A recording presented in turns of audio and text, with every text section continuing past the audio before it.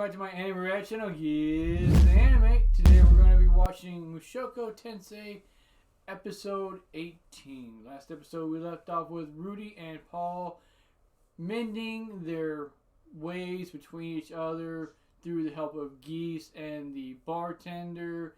The two were able to come to a mutual agreement and understanding of each other's situations and what happened throughout the past year and a half or so, where both of them were pretty much dealing with things the best way they each knew how, with what they had available to them. Paul really just being Norn.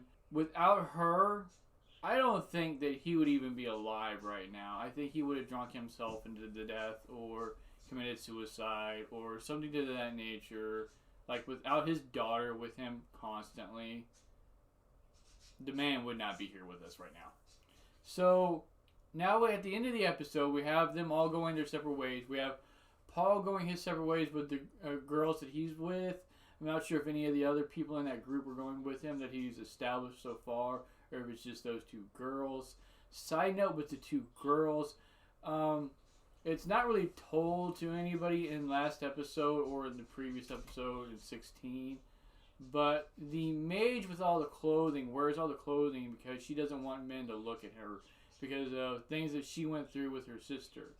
And the girl wears that scantily clad outfit to keep eyes off of her sister. So they're doing what they're doing to help the younger sister. Like the older one, the one without any clothing, is doing that to help her other sister, which I find cool and really sad at the same time. So some other things that we're not told about is that Rudy and Geese actually know each other. Rudy actually saved Geese's life at some point in the past. Not sure on the technicalities of that. I heard about it in a video, so take that with a grain of salt. But if it is true, I find that really interesting. I also learned that the road that they take to the city that they're in currently is imbued with some kind of magic that wards off monsters and other beasts, which is why that road is really safe to travel on, and why it didn't take Rudy and their group very long to get to the city, is because they didn't run into any trouble, which gives credence to this road being carved out by some really powerful swordsman. And one other thing that I've learned is that Geese was in Paul's original party with like Zenith and them all, and Ghislaine. Geese actually taught Zenith how to cook, and after that, pretty much the group broke up. So Geese attributes the group to breaking up to him teaching Zenith how to cook, and that's why he didn't teach or want to teach Eris how to cook, is because he was worried that maybe that'll cause Rudy and their group to break up. Kind of funny. So now moving forward, we'll figure out, which direction everybody's going. And hopefully we catch up with Roxy at some point, like I said before the season ends and the two can meet up again. Because it's been some time coming. And also, really, I'd like to see Sophie get back with Rudy at this point in time too, because that's been quite some time as well. So there's a lot of connections, I hope, that are made. And with that said, let's get on to this episode though, see what does happen. And I'll see you there. Alright everybody, here we go.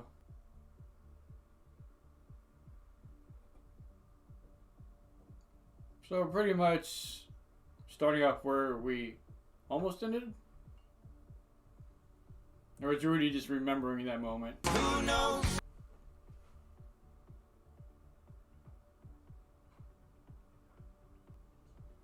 She is hungry quite a lot. Well, I'm sure you are. Yeah, I highly doubt that.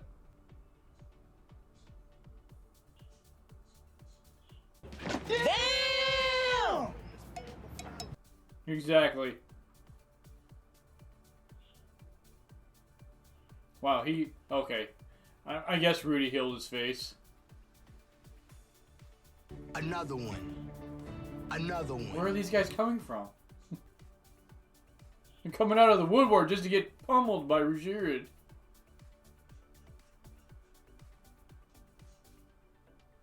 Is she doing any better this time? No. No. Not at all. The fact she's not below deck is kind of shocking. Really? I thought he did so well last time. Oh, I guess it has something to do with his eye.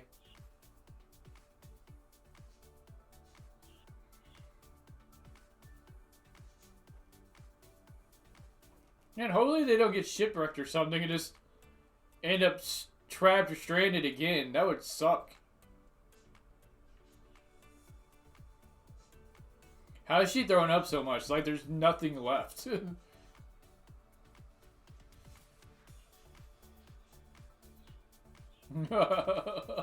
Poor girl.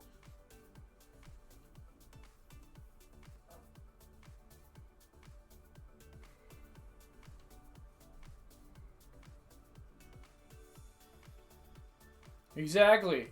So you might as well be optimistic about it. Because worrying isn't going to help anything. Nope. But she's not there. Right? That's where she was with the boy king. That she kept frying.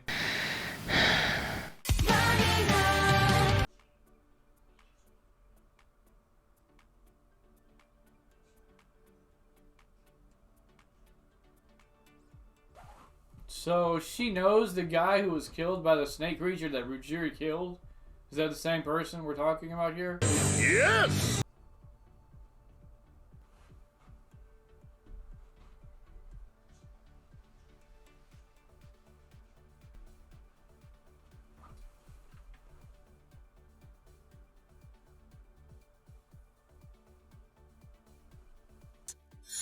Ugh, enough of that. Go away, damn you!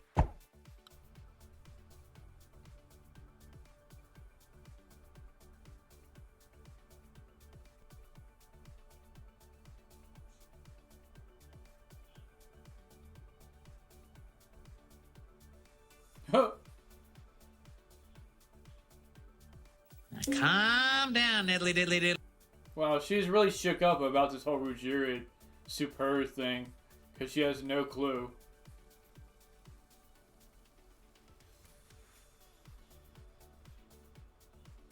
She'll go back and find out that they were there too. And nothing happened. Matter of fact, if anything, they were really cordial to him. Or her parents, you know, and things. She's going to learn eventually through these tales that the whole Superb being evil and corrupt, eating children, is a lie.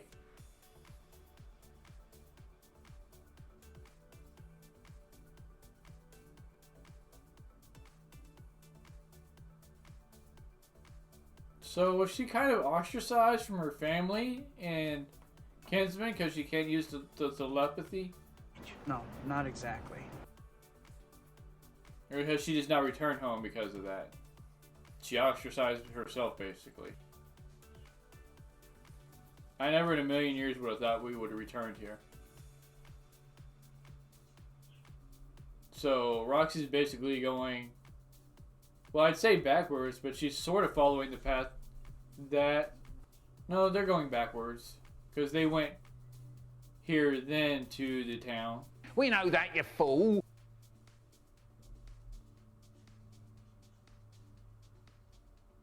Oh, yeah. She ostracized herself, probably. Because she just couldn't take it.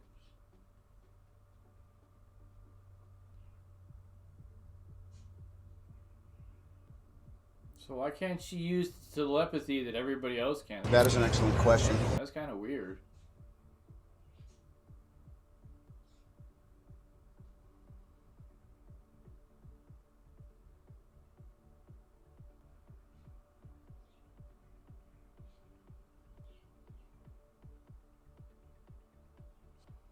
I was gonna say, was she not gonna do it for a second there? Maybe healing magic isn't common in her town or her home? They're trying to talk to her, they can't.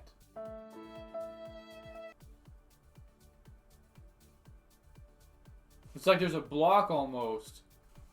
Like she keeps hitting a wall.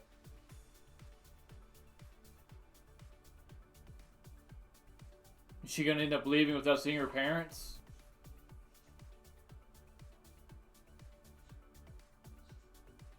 They all look the same. That's racist!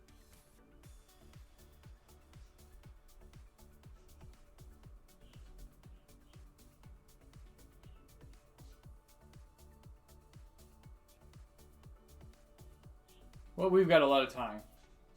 I mean, what did you come here for if it wasn't to talk? She can't, it's like Rudy with Paul. She can't even look at them.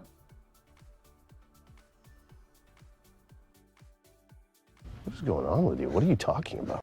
Just got there.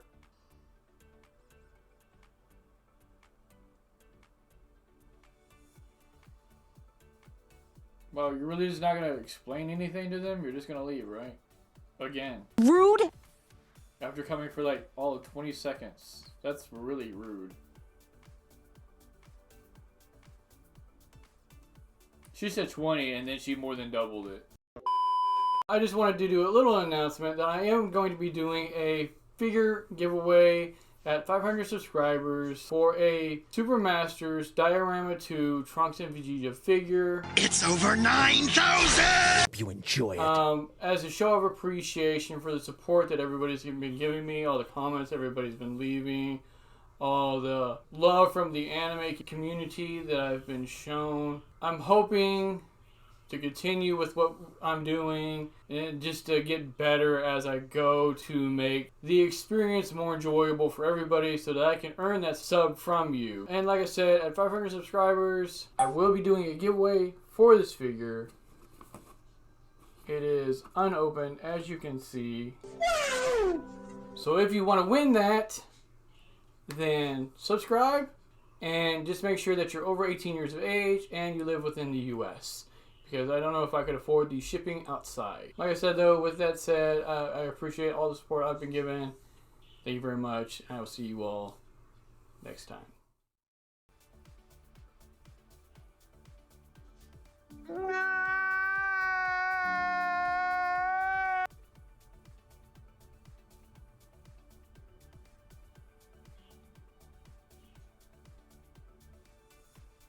This is actually kind of worse than what went on with Rudy and Paul, because Roxy's really being selfish. Like, she can't understand everybody because of the telepathy thing, so she's just shutting everybody out.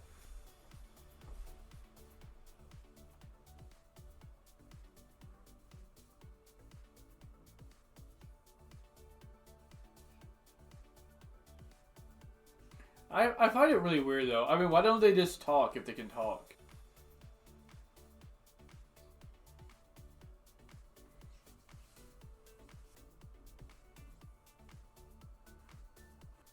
Did the mother do something to cause this? Exactly, so like I said, she ostracized herself.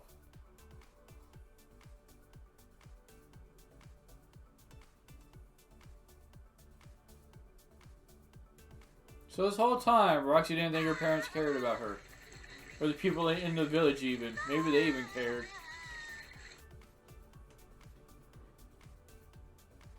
Oh, she didn't tell them she left. She just left. And she had been really young, too. Still, it is a little weird that she can't do the telepathy. Like, why? Does nobody know? Has nobody ever gone through this before in, like, her whole race?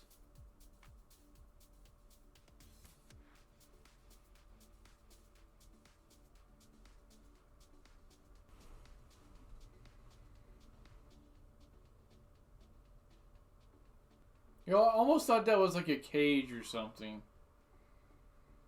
And like we were going back to her past when she left and she was like being held captive by someone.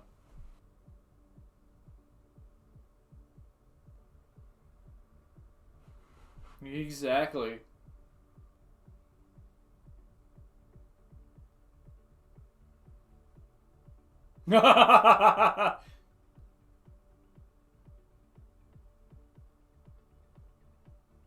Oh, here we go again.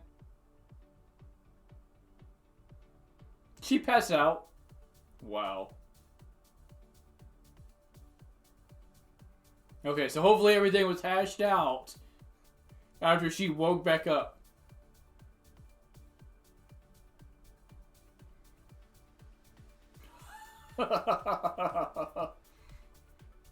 Dad's like, no, not until you're 1,000.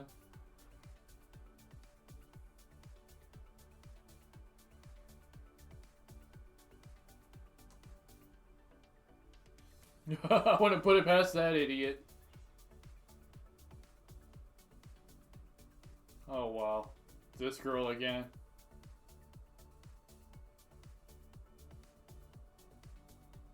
And they had to leave again. No, this girl is a nympho. Okay, so hopefully everybody meets together there, wherever they're heading now.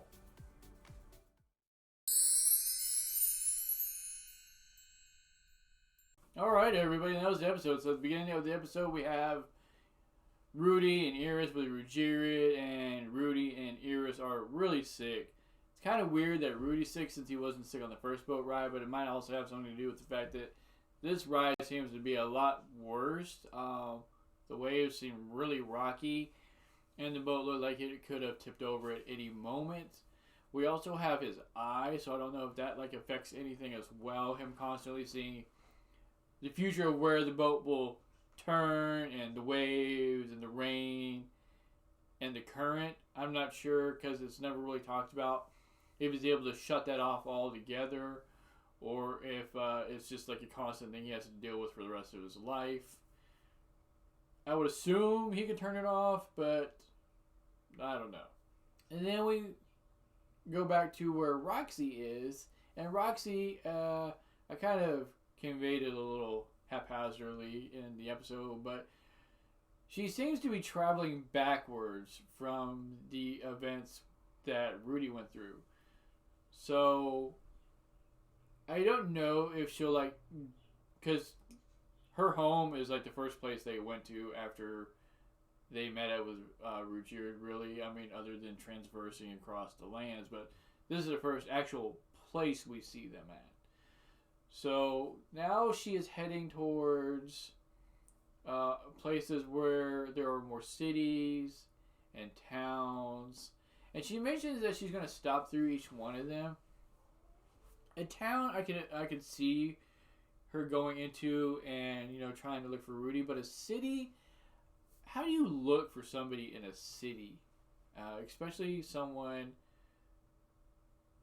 that is, I mean, it's so vast is what I'm getting at. Is where do you go to ensure that if this person you're looking for is in the city, you'll see them? So, anyways, we know they'll eventually meet up. I just find it a little hard to fathom how you would find someone. We have Roxy in her home, and we learn that she is unable to telepathically communicate with the others of her race. I fail to remember if this is mentioned at any point previous to this, but it's a little weird, because you would think if one of her race had this condition that there might be others that have gone through this and they might know some way to stop it. The mother blames herself for it. So I'm wondering if something happened. Maybe she made some kind of promise or pact, or this is a long shot theory, but maybe she did some kind of drugs in her world and this affected Roxy. You know how drugs affect the birth process as well, and a child growing in the womb. So maybe it affected her somehow. That's a long shot and probably is not what happened, but throwing that out there anyway. So Roxy left the village she was raised in because she felt like something was wrong with her and nobody would talk to her, so she just didn't want to be around anybody anymore like them, her own race. And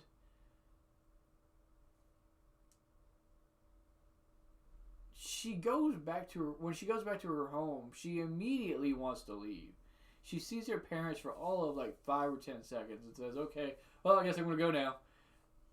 And they're trying to tell her, stay, we want you to stay.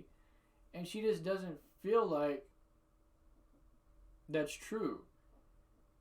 And as I stated during the episode, this is really selfish of Roxy to convey her own feelings onto somebody else as if what she feels has to be what somebody else feels.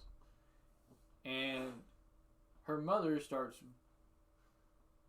crying like a lot, and it immediately clicks within Roxy that that's not the case at all. Her parents really miss her. They really love her. They really want her to come back. Like, they wouldn't be trying so hard to get her to stay if they really didn't want her to stay. So I'm not sure why she was thinking that they didn't care in the first place. But it takes like a moment of intense grief and sorrow from her mom for her to realize, you know, I've been thinking about this the wrong way this whole time. So she mends fences with her parents, leaves, after finding out that Dead End is in fact Eris, Rudy, and Rugirid, and that Rugirid is a superb, and that he's not a bad guy. So she took that news rather dramatically, I'd say. But things looked like they were ironed out at the end, and she left to go try to find the others, knowing that Rudy was in good hands. So she went out to find like Zenith, Lily, and the other daughter whose name suddenly eludes me. But with that said, let me know what you all thought of this episode, people, and I will see you all next time.